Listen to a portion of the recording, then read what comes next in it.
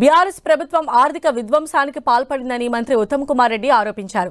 మేడిగడ్డపైన vigilance నివేదిక assembly సమావేశాల నాటికి వస్తోందన్నారు. ప్రాథమిక విచారణ నివేదిక తన వద్దకు ఇంకా రాలేదన్నారు. త్వరలోనే అసెంబ్లీ తేదీలను కూడా ప్రకటిస్తామని వెల్లడించారు మంత్రి ఉత్తమ్ కుమార్ రెడ్డి. కేటీఆర్ భ్రమల్లో బతకడం మానేసి వాస్తవంలోకి రావాలన్నారు. పార్లమెంటు ఎన్నికల్లో కాంగ్రెస్ పార్టీ 13 స్థానాల్లో గెలిచి తీరుతుందని ధీమా వ్యక్తం చేశారు మంత్రి ఉత్తమ్ కుమార్ రెడ్డి.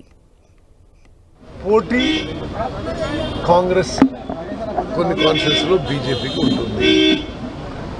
నాకు తెలిసి రాష్ట్రంలో ఏ పార్లమెంట్ కాన్స్టిట్యూన్సీలో కూడా బీఆర్ఎస్ పెద్దగా పార్లమెంట్ ఎన్నికల్లో పోటీగా ఉండదు అని చెప్పి అనిపిస్తుంది. సహజంగా పార్లమెంట్ ఎన్నికల్లో కాంగ్రెస్ పార్టీకి 13-14 స్థానాలు వచ్చింది. ఇతర పార్టీలకి చాలా తక్కువ స్థానాలు వచ్చినప్పుడు